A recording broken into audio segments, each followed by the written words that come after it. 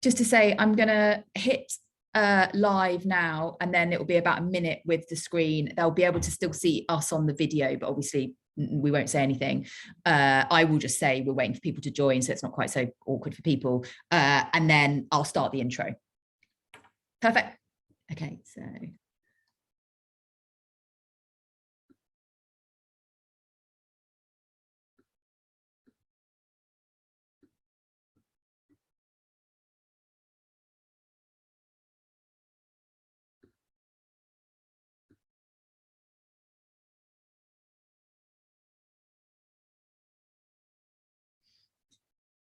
Morning, I can see people being pulled through from the infamous Zoom waiting area. So if you can just bear with us for about a minute, and we'll let kind of the many people who've signed up, showing how popular this event is going to be, just come through, and then we'll kick off properly. So just bear with us for another sort of 30 or so seconds.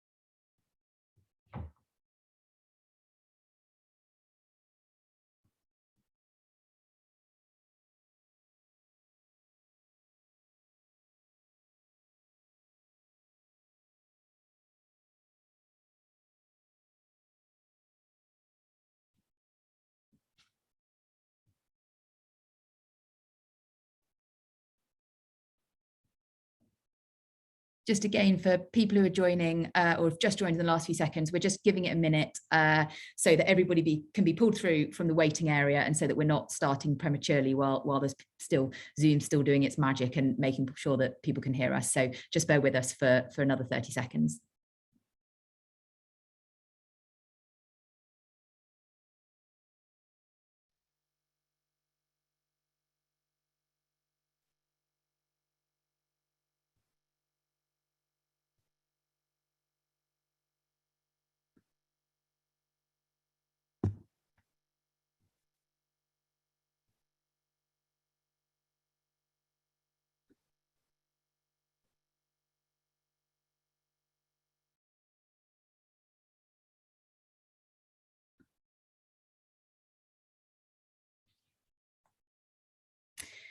Okay, good morning, everyone. I can see there are still numbers ticking up, but I'm going to kick off because I want to make the most of the time we have. Can I say welcome to everyone, and thank you very much for giving us your time this morning. I am incredibly excited about this event and delighted to have the Secretary of State for Work and Pensions, Thérèse Coffey, joining us this morning. I used to kind of as a sort of, I guess when you have to declare not a conflict, but an interest, I used to work in the Department for Work and Pensions. So I'm very biased as to just how important a role the department plays, and the ability that it has to really make such a dramatic difference to people's lives. And so again, I'm thrilled to be able to talk to the Secretary of State about just the role that the department plays, and priorities and ambitions for the rest of the Parliament. It sort of goes without saying that, of course, we all know the unbelievable strain and pressure that you know, across government departments and local and national government have been under for the last 20 months. But I think it's fair to say that the DWP has very much been on the front line of dealing with the economic fallout that went with the pandemic. I think probably the most striking stat that we'll all be very familiar with was the fact that that's the start back in March 2020, the DWP processed, I think it was almost 1 million claims in around just 2 weeks, which I mean is a phenomenal level of resilience that the department showed. And of course, I think they've hired now over 13,000 additional work coaches. You know, we've got new programs being set up to support those who have sadly found themselves out of work as a result of the pandemic. And of course, we had the brilliant news in the budget, which I was absolutely delighted to hear, with the UC taper rate cut and the increase to work allowances. So some, you know, really important responses, and I think some exciting stuff to talk about in that area. But of course, we also know that there's incredible pressure facing many people, particularly low-income households, because of the rising cost of living. And we know that particularly people who aren't in work, who won't benefit from some of those changes in the budget, will be under particular strain in the coming months. And whilst you know, remarkable how low unemployment has stayed for this period, when we were projecting hitting double figures and we're nowhere close to that. But we have seen an uptick in long-term unemployed. And of course, we know that there's an increase in people who've disengaged entirely from the labour market. So challenges there for the department to be grappling with. And I haven't even mentioned green pensions, in-work progression, you know, disability green paper, so much going on in the department. And I hope that we'll be able to touch on at least most of those things in the 40 odd minutes we have now to chat. Very briefly, just a couple of logistics. I obviously want to make sure that we can let you guys who are listening in ask questions. You'll be so used to this, but just as a reminder, it's the Q&A button at the bottom of your Zoom screen. Please don't put anything in the comments. I won't be looking at the comments, so put your questions in the Q&A function. If you've got a question right now, pop it in. At any point when I'm chatting with the Secretary of State, pop it in, or when we get to the questions, make sure you do that. If you're a journalist, please can you flag that so I am aware. And just as a final logistical comment, we do have the automated subtitles, the kind of transcript function turned on. So if you would benefit from having the subtitles, there's a little button again at the bottom of your Zoom screen, which says CC on it. That's the closed caption function. So if you'd like to have subtitles on, please just hit that. And I apologize that it probably won't be exactly accurate, and it may sound like we've said some slightly odd things at moments where the automatic transcription isn't entirely accurate, but hopefully that will enable you to read those subtitles and follow it 99%. I'm going to start, again, thank you so much, Secretary of State, but I wanted to start, I think it'd be a bit remiss with the experience of the pandemic. I don't want to dwell too much on it because I think we're all quite familiar with it, but it would be helpful, I think, just to hear your general reflections. And I suppose in particular, are there any particular things you've learned from the experience of the past 20 months that are influencing how you're thinking about the next few years? Well, thank you for that, Charlotte. And first of all, thank you for inviting me today to have this conversation with you at your distinguished think tank, and welcome to all the other people who are joined in. I think there are a couple of things. One is where we were prepared, and our business continuity plan worked. And quite often that you would be taking a scenarios, and our worst scenario might take a while in normal times to get to. And we were on that within week 2. So we had to deploy, and we did successfully. And I think one of the things that I've learned, and we've kind of slipped away from a bit, but how quickly we could make decisions when we really needed to. And some of those are no regret decisions, so we're in a different place now. But it was that speed, agility, the way we collaborated is one of the things that I want to try and hold on to as much as possible, although recognizing we don't have quite the same level of urgency or indeed the freedom to make no regret decisions. So there was something different there. I think the aspect of agility, that degree of flexibility we've now clearly demonstrated. And I remember one particular time when we had the big surge, and Universal Credit is a flexible digital system, the old one we wouldn't have coped with. But even then, the capacity we had to handle the number of transactions still needed to be dealt with. And again, people pulled together, recognizing the situation we were in, working overnight to try and get this all fixed.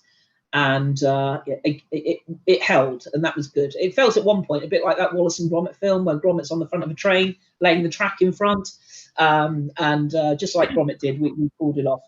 I think there's aspects of the scale. We've shown that we can work at scale.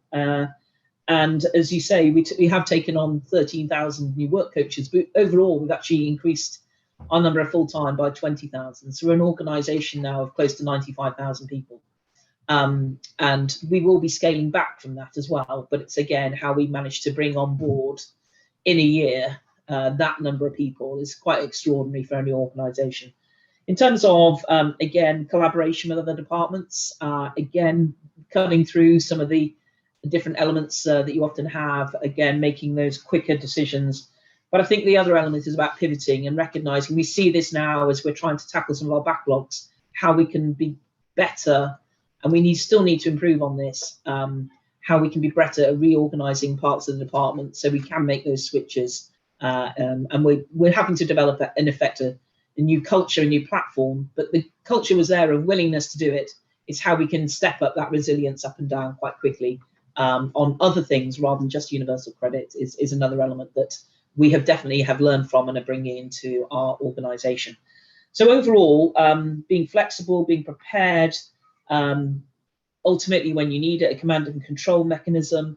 The other big thing was, and we've now made this permanent, at the time, we only had a certain proportion of people who had laptops or could work from home.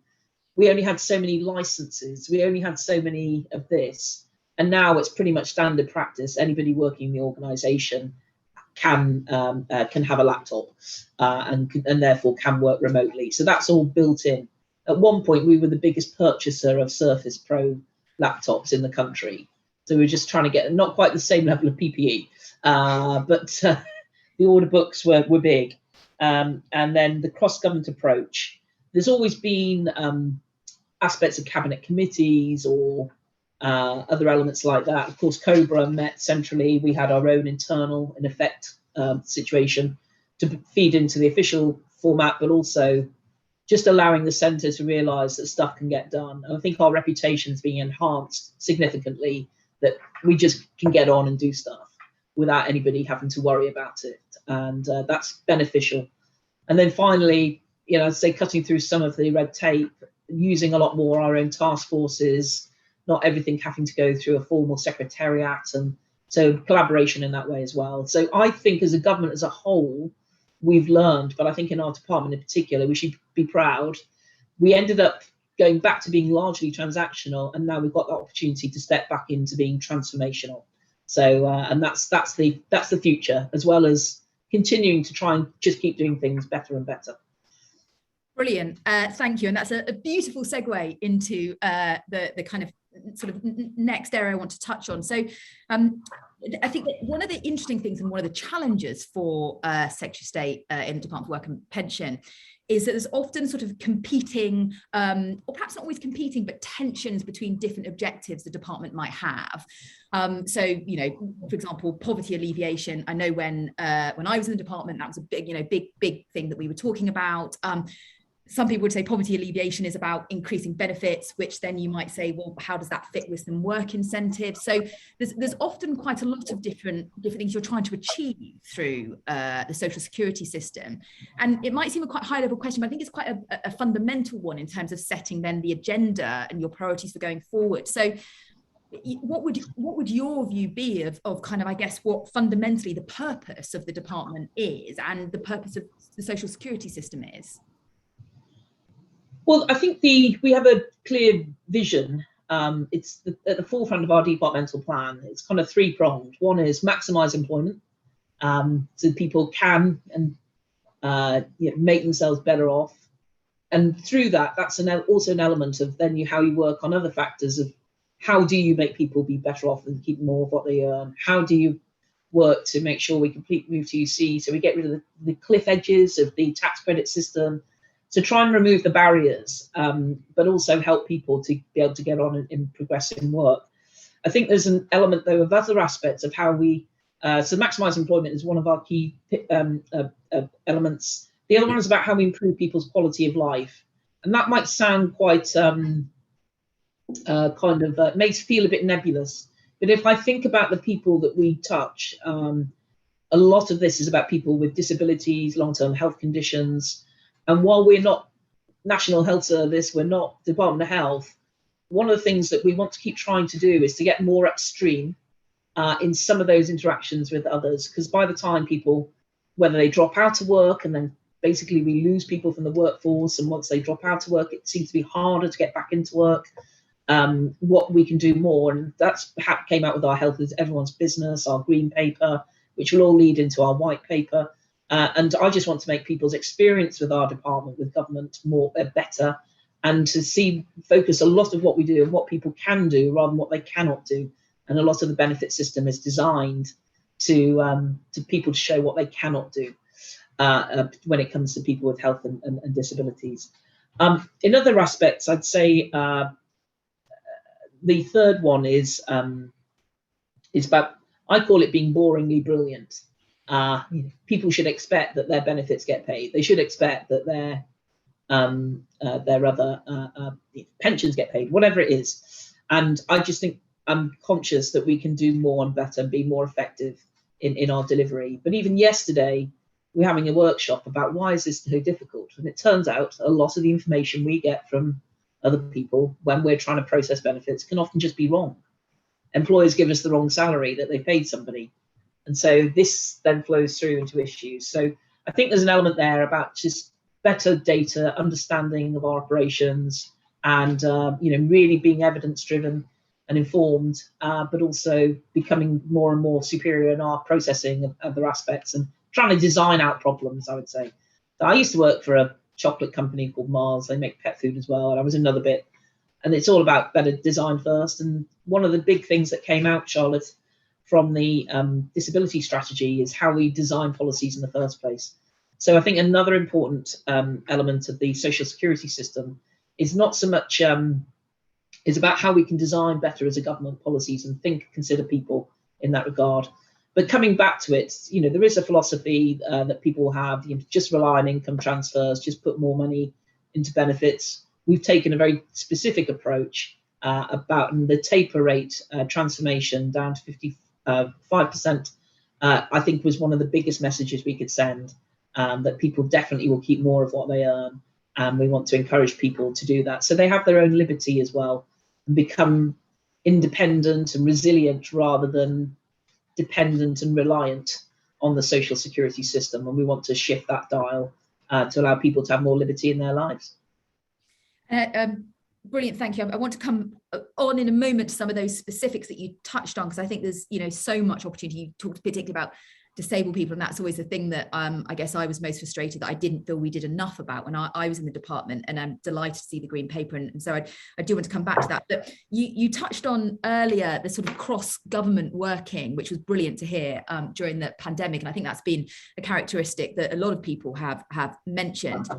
I'm always really struck when people talk about the benefit bill, just how much of it is actually dependent on other areas of government. So you sort of are picking up the cost, if you like, of other things. And you mentioned health there, for example, and you're not the NHS, and yet so many people, when they fall out of work because of a sickness, end up flowing onto disability related benefits, and very few ever make it off them. And part of the challenge is we have a health system that still largely defaults to say, let me write you off sick, or, oh gosh, you can't do that, rather than, well, hold on a minute, actually you might do these sorts of things, or maybe work in a slightly lower volume might be good for you. I'm struck with housing. If I think about how much the housing benefit bill has shot up over the last couple of decades, and partly that's about housing strategy, which you can't control at all. And likewise with the low pay. And obviously you have lots of levers to engage with employers, but ultimately you're spending billions and billions on topping up that low pay. And I guess I'm interested in when people talk about needing to sort of, bring down the benefit bill so that we can keep it a sustainable welfare system.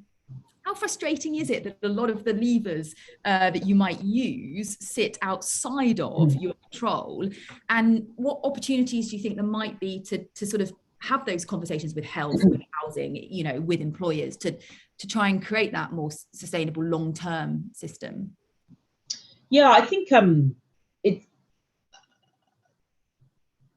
let's take one example. Quite early on, the housing support that we give out, quite clearly, our biggest kind of spend, and where it was still tough for people with the amount of money we were giving them, was basically London, and then some of the big university cities, Oxford, Cambridge, Bristol, and everywhere else. People could, by and large, with the local housing allowance, find somewhere to live. I'm not saying it was always the most straightforward to do, but we were up on this increasing trajectory, and London and South East was overheating, and we needed to do more. And in a way, we started the conversation, in effect, about levelling up in this department quite a while ago. And what is it we're going to do to make it more attractive for people to not just think that the only place that they can get on in a career or in skills or having a nice house is actually going to be in London. And so this whole element of that bit has been part of it. So the housing bill has now gone up to just under £30 billion. And that's why I've been trying for a while, and we're making good progress, is about housing task force within government. So, of course, the main agenda of the government, rightly, is about increasing home ownership. So a lot of the focus is about then how do we spend money on affordable housing, as it's called, other elements like that. But ultimately, I still need to find a way, and that's why our working with DLUC as they are now, and the Treasury more recently, is really opening up some quite interesting radical ideas, which I'm afraid I can't share today, on what we are doing. But I'm also very strongly of the view that it is the right. I would like us to build more social housing, as long as they are the future stock of right to buy. And again, it's a challenge that we just keep working on. So we've got a new Secretary of State at DLUC. We're going through some of that kind of, I guess, conversations again, just to check we're still aligned, still got the same compass and destination, and it's positive. The other aspects, I think one of the challenges for health is very interested in doing this, and I keep encouraging my officials to get more upstream, because by the time issues come to us, and the bill tends to be a lot bigger, so it's just a better use of taxpayers' money on what we want to do. And so it's having those conversations, sharing the problems, I think, or sharing the opportunities.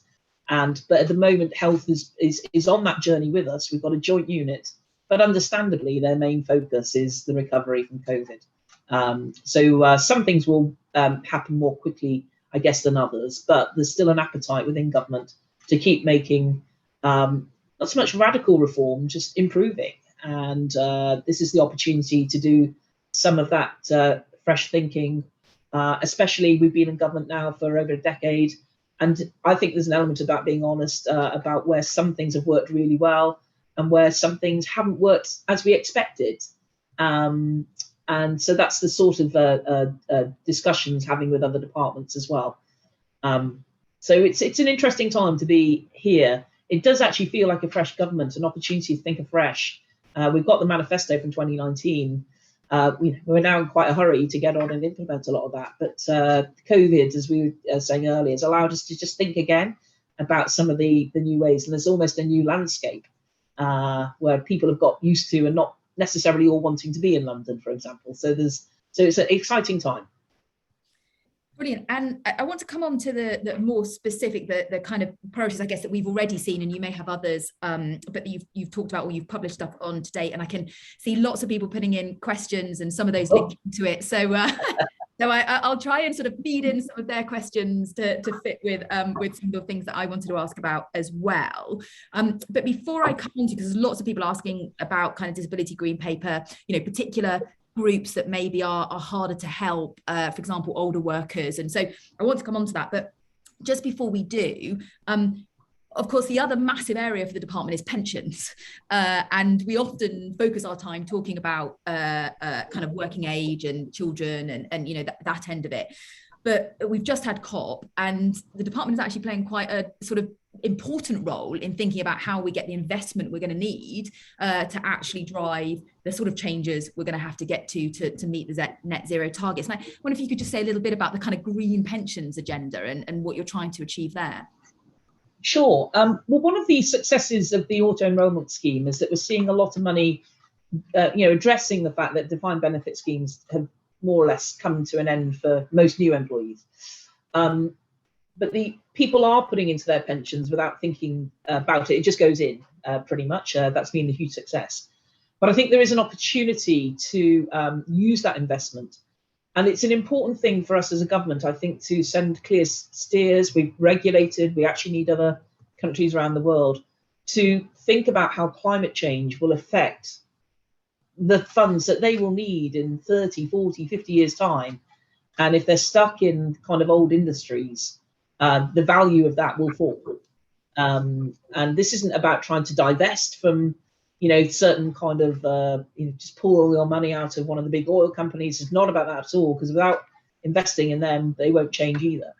But I think one of the things that we are trying to do is to help trustees of pension schemes, also to work with investment managers to how we build that into a natural structure of them considering about what is the impact and risk of climate change on their future investments in order to keep paying out the pensions as and when. So I say trustees have an important fiduciary duty. It's not their job just to do what the government wants to invest in green infrastructure. Get that, but as far as I'm concerned, it's a mutual benefit. And the two issues they're certainly not mutually exclusive. But I think one of our things that I'm keen to do more is about the stewardship of those schemes and how we help people along that journey, instead of just thinking perhaps in the short term about what's going to get me the most dividends or for my members. So I think it's exciting. We are world leaders in this in terms of kind of declarations. We're part of that TCFD network. We're about to do a consultation, as the Chancellor announced, about opening up potentially some new asset classes for trustees to consider, which is where we'll probably see more investment going into green infrastructure. But we've already got pension funds now investing in solar farms, wind farms, greenhouses of the future. And the thing that is changed and has changed is the members are keen to know a bit more about their pensions and how it can be used. So the other aspect is about how people, savers, can inform or try and guide how their trustees or investment managers vote on particular issues with different stocks that they hold. So I'm excited about this, and pensions can sometimes seem a bit dull, but actually there's nearly £2 trillion worth of money waiting to be invested in infrastructure, and it's not it's not greenwashing, it's genuine cash that can be there for the long term. And I think you will see a lot more on this from us in the coming year as well, about turning a vision into actual action. And I'm excited about that. I've probably whittled on quite too long. My great pensions minister, Guy, could actually spend hours talking to you about it. But there we go. That's a snapshot. We did, in fact, I think it would have been the first half of the year, we did do a session with Guy, and he was so enthusiastic about this. And it's true, I think that, both the point about people actually care much more about sort of, that term impact investing, but actually where their money's going, and they want to know that. But also the fact that pension funds are one of the few genuinely long-term investors, and the sorts of changes we're going to need is going to need that patient capital. So I think it's clearly a huge opportunity. It's great to see the department really pushing on it. So I said I would now weave in some of those questions. Please do keep putting the questions in. As I say, lots coming in. If I can do a sort of slight selfish plea to people, if you put in 2 paragraphs as a question, I can't really read it because it's sort of too much in tiny text. So if you do have a question, if you can keep it just a very short sort of single sentence question, then I can hopefully make sure I can put it to the Secretary of State.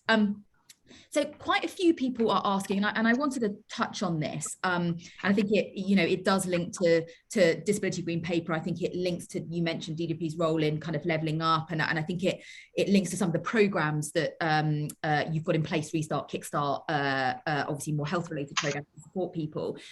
So lots of people are asking about particular cohorts that are maybe further from the labour market, have additional barriers or challenges.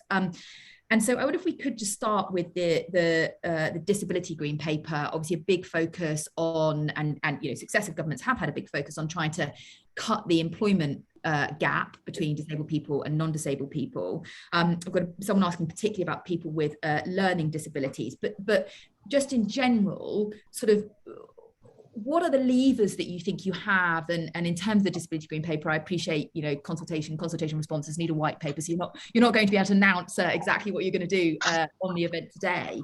But how are we going to shift the dial to support more disabled people into, kind of sustainable employment? And one of the things that the green paper obviously touches on is the actual social security system itself as potentially presenting a barrier. And you talked at the start about, a system that maybe focuses on what you can't do rather than what you can do. And that cultural shift is a big challenge. And someone has asked a question as well about the sort of mention in the green paper about a potential single benefit that wraps up different, PIP and I guess DLA and still exists, and ESA and the UC. Kind of, where's your thinking on this?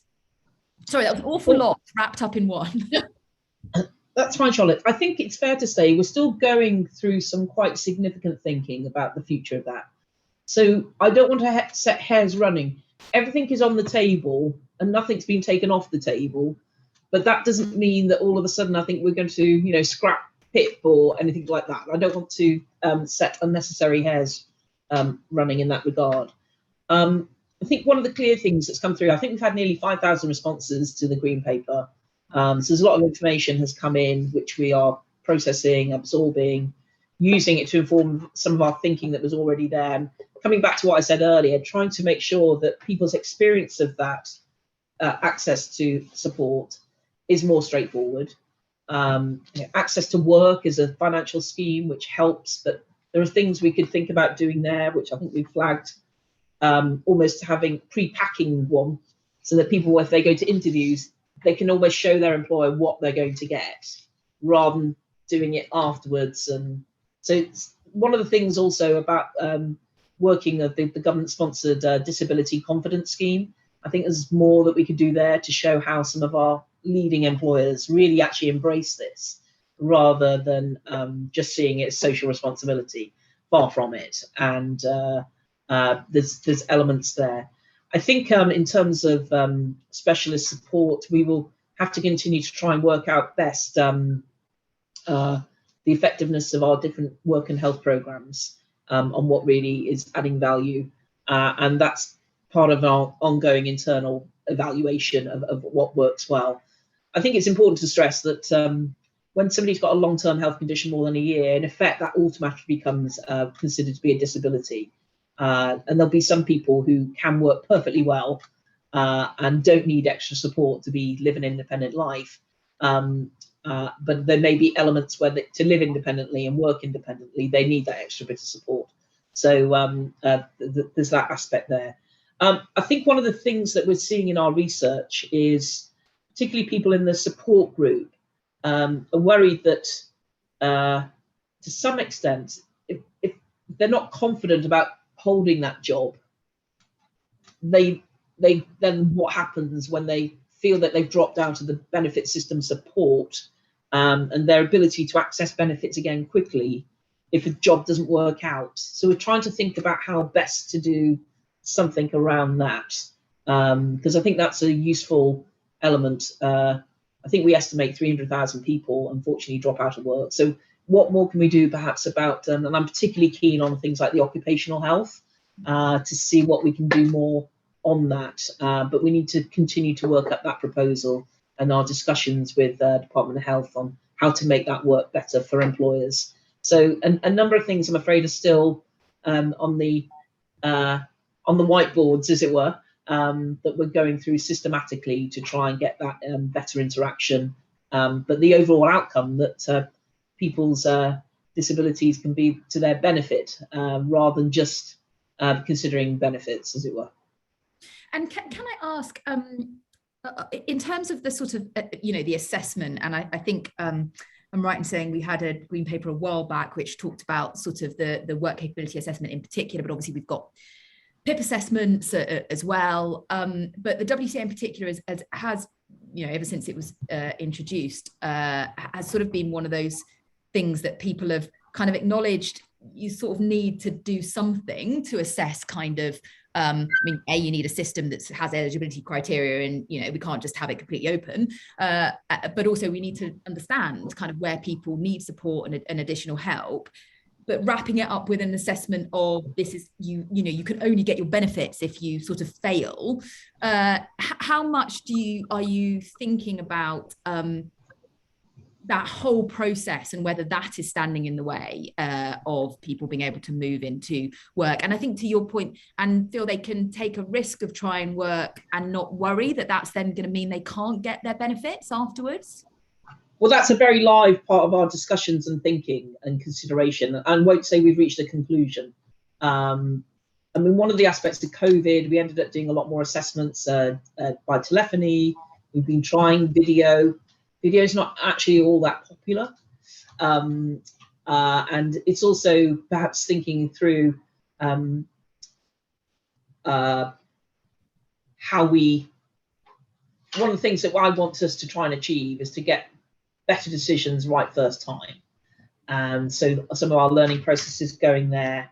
And one of the things when people do make an appeal, whether the informal, the departmental one, or whether they go to court, is that quite often a lot more evidence comes out. So what can we do to tease that a little bit more out of people?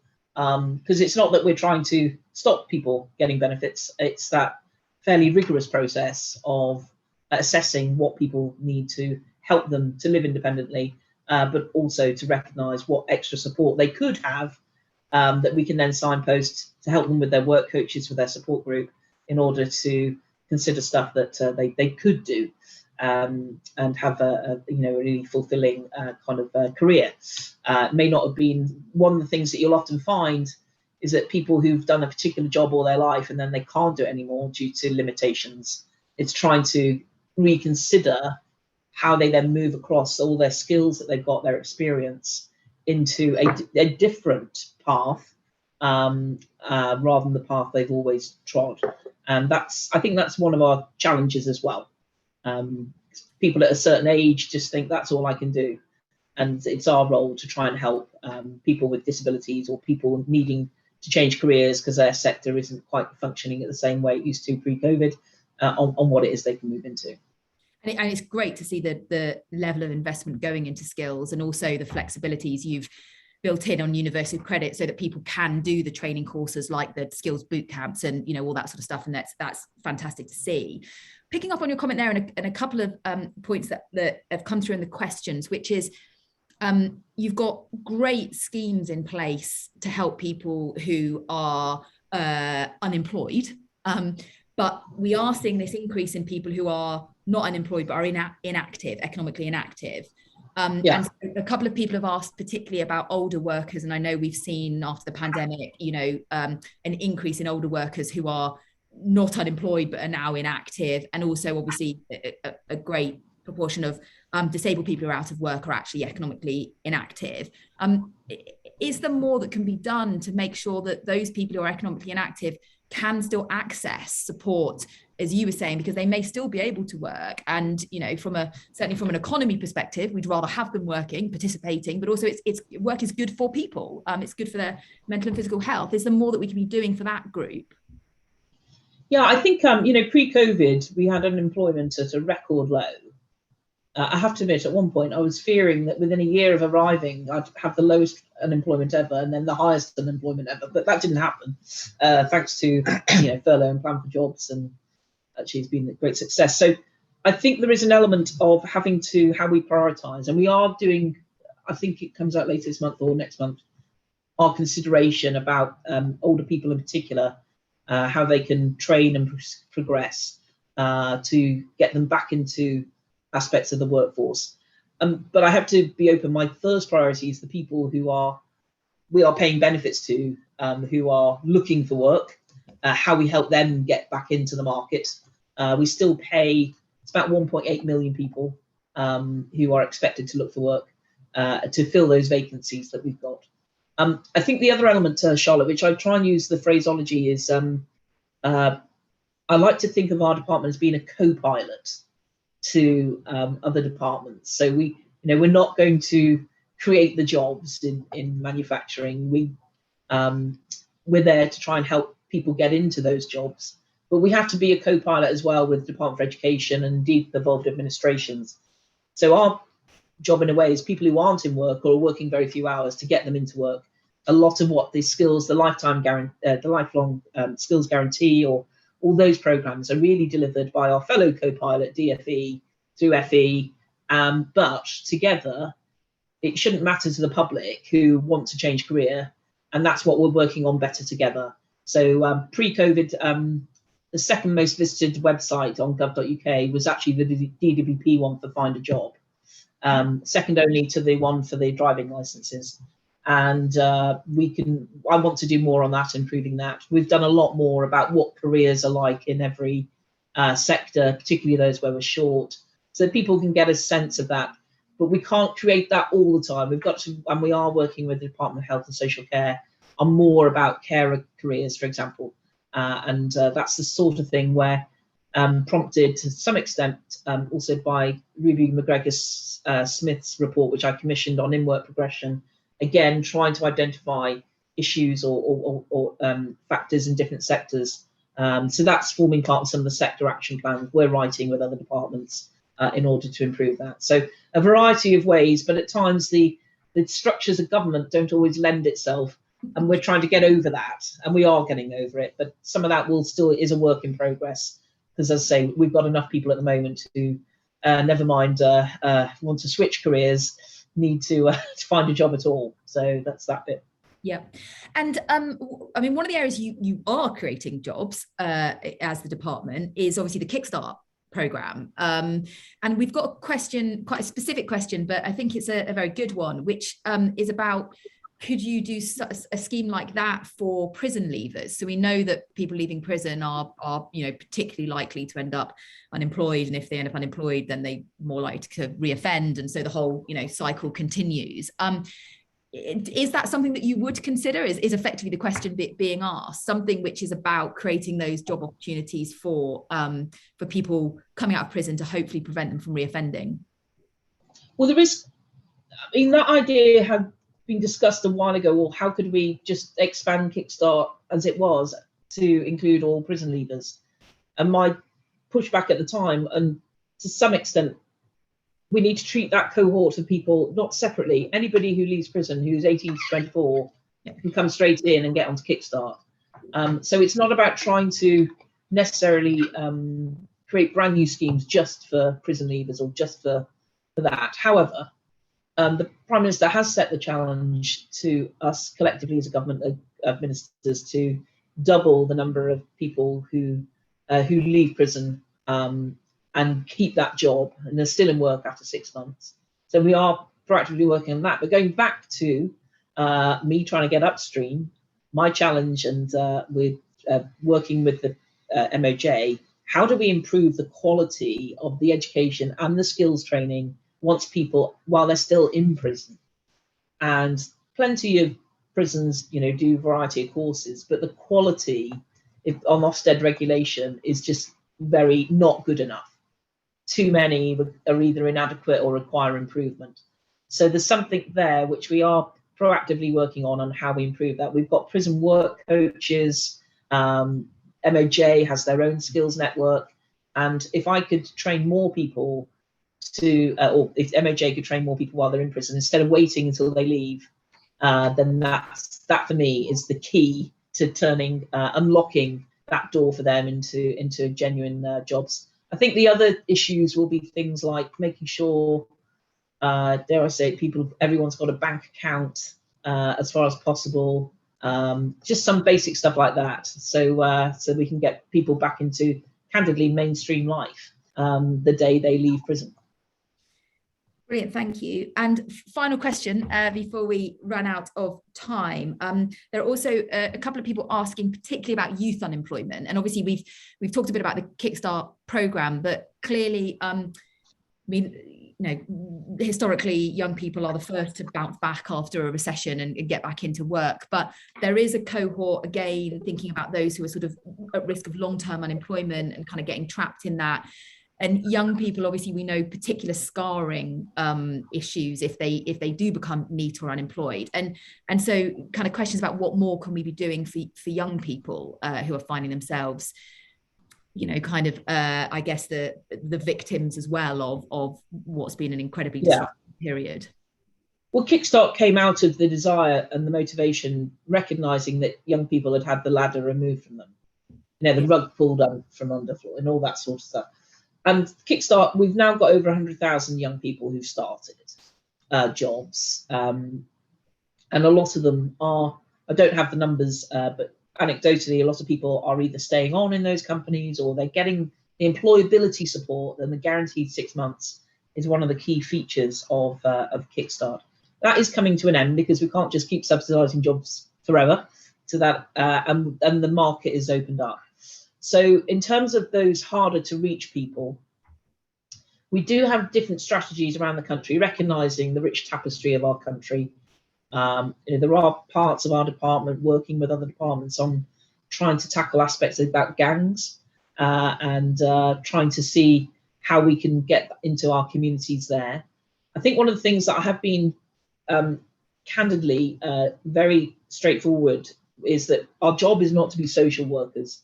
Our job is to help people get into work. However, we know that by having work, having that regular income, that is in itself is of social good. So we will continue to try and do that. I think the scale of, we still have, I think it's just under 500,000 young people out of work. And right now, coming back to what I just said earlier, my main priority still has to be focused on the 1.8 million people who we pay through benefit system to be looking for work. There are certain programs that once we're in a more stable, I think, position, we'll be able to turn our attention to in more depth on some of those harder to reach. As you were saying earlier, the economically inactive, we've got quite a lot of information about that. We'll have to go back into those communities. As people come off the old legacy benefits, that will draw them naturally into our kind of purview more, and the relationship with the work coaches as well. So there's still quite a lot to do, but I've got to deal with the big issue still on my plate very much at the moment as my top priority. Perfect. Thank you so much. We are exactly on time for finishing up. And you know, it's slightly exhausting just hearing all the things that you're already working on, never mind the kind of additional stuff to come up. So I'm so grateful, as I'm sure that everybody listening in and will be listening when we put out the video will be as well, that you've given us your time this morning, given everything that's on your plate, and you know just how many challenges and opportunities there are for the department over the next few years. So Secretary of State, thank you so much. We really are very grateful for you giving your time and being so candid and open and discussing such a vast range of topics there. Can I thank everyone else who has joined this morning? It's brilliant to have you. We will be putting out the video hopefully late this afternoon, so if you want to watch it again or go back and look at particular bits, you can do, or just share it round, and obviously we hope to be able to welcome you again to another event in the future. Thank you so much, and everyone have a wonderful day.